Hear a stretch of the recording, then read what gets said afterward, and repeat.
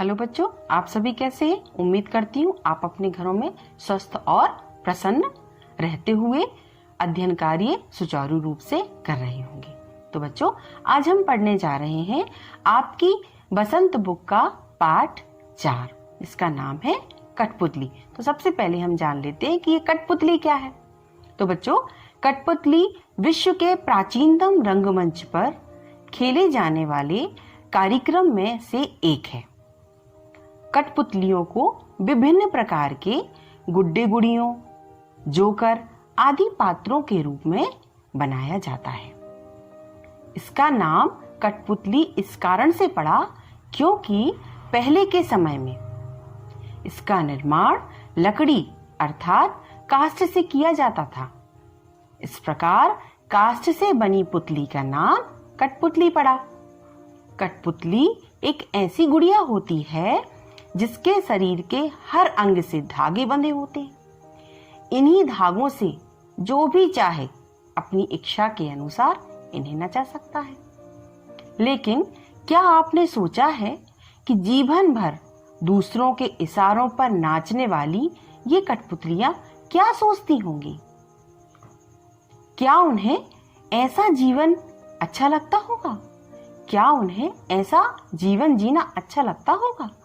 तो आइए इस कविता के माध्यम से जानते हैं इन कठपुतलियों के मन की बात। सबसे पहले बच्चों, मैं आपको इस कविता के सार से परिचित कराती हूँ।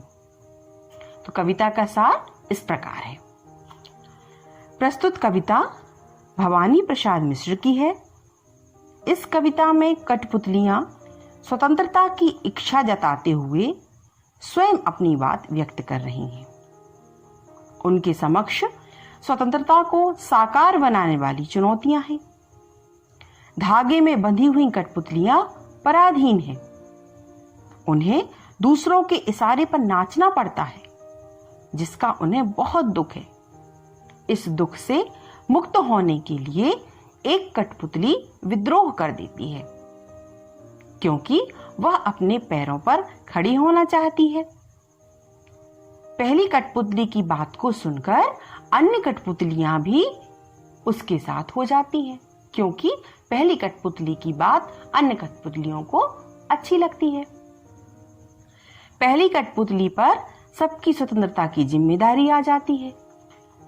वह सोचती है कि अब वह जो भी कदम उठाएगी वह बहुत ही सोच समझकर उठाएगी।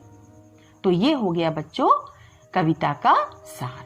अब हम चलते हैं कविता की तरफ। सबसे पहले हम कविता का प्रथम पद देखते हैं। कठपुतली गुस्से से उबली, बोली, ये धागे क्यों हैं मेरे आगे पीछे?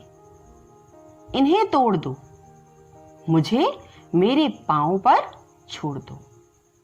तो कठपुतली अपनी स्वतंत्रता की बात करते हुए क्या कह रही है कि धागों से बंधी हुई कठपुतली अचानक क्रोधित हो जाती है। वह कहती है कि मेरे चारों तरफ ये धागे बांधकर मुझे पराधीन कर दिया है, मुझे गुलाम बना रखा है। मैं आजाद होकर अर्थात इन धागों से मुक्त होकर अपना जीवन बिताना चाहती हूँ। मैं स्वतंत्रता का जीवन जीना चाहती हूँ। कठपुतली कहती है कि मेरे बंधन रूपी इन धागों को तोड़ दो और मुझे स्वतंत्र होकर अपने पैरों पर चलने दो। वह किसी के भी बंधन में रहना नहीं चाहती। क्या कहती है कि मेरे चारों तरफ बंधे हुए इन धागों को तोड़ दो और मुझे अपना जीवन स्वतंत्रता पूर्वक जीने दो। तो बच्चों, स्वतंत्रता सभी को प्रिय होती है, यहाँ तक कि कठपुतली भी दूसरों के इशारों पर नाचना नहीं चाहती। इन कविता की पंक्तियों के माध्यम से कवि यही कहना चाह रहा है। द्वितीय पद की ओर चलते हैं हम अपनी कविता के। सुनकर बोली और कठपुतलियां कि हाँ, बहुत दिन हुए हमें अपने मन के छंद छुए। अब इस कविता में कठपुतली क्या कह रही है? दुख से बाहर निकलने के लिए एक कठपुतली विद्रोह कर देती है। कौन सा दुख है? परतंत्रता का दुख है। वह धागे से बंधी हुई है, यही उसका दुख है। तो वह अपने दुख से बाहर निकलने के लिए विद्रोह करती है।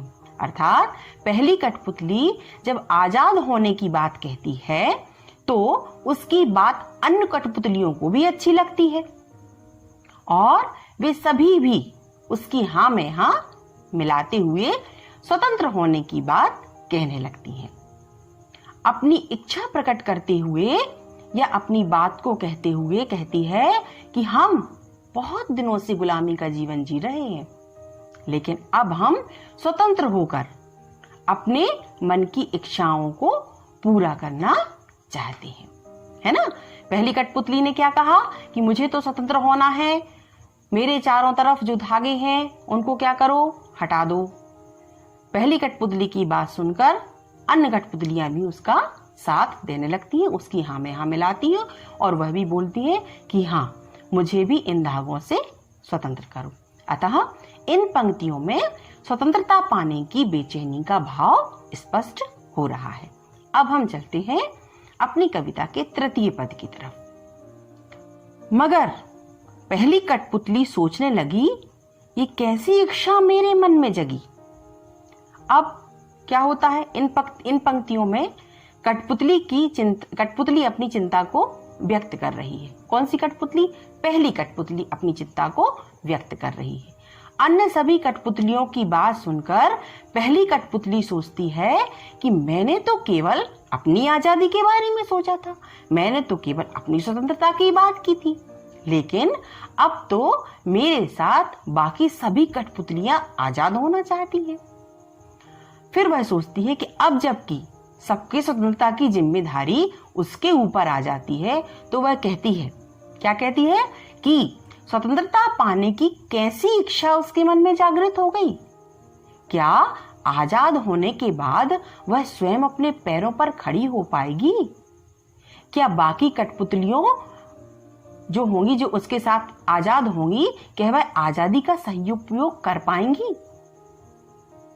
कठपुतली कहती है कि अंत में पहली कठपुतली सोचती हुई कहती है कि मुझे बहुत सोच समझकर कदम उठाना होगा, क्योंकि मेरे साथ अन्य कठपुतलियों के जीवन का भी प्रश्न है ना। तो इस कविता में कठपुतली क्या कह रही है कि वह तो सिर्फ इसमें वह कह रही है कि सिर्फ वह अपनी आजादी की बात कर रही है, लेकिन अन्य कठपुतलियों ने भी उसका समर्थन किया। जब अन्य कठपुतलियों ने भी स्वतंत्र होने की बात कही तो पहली कठपुतली थोड़ी सी चिंता में आ गई।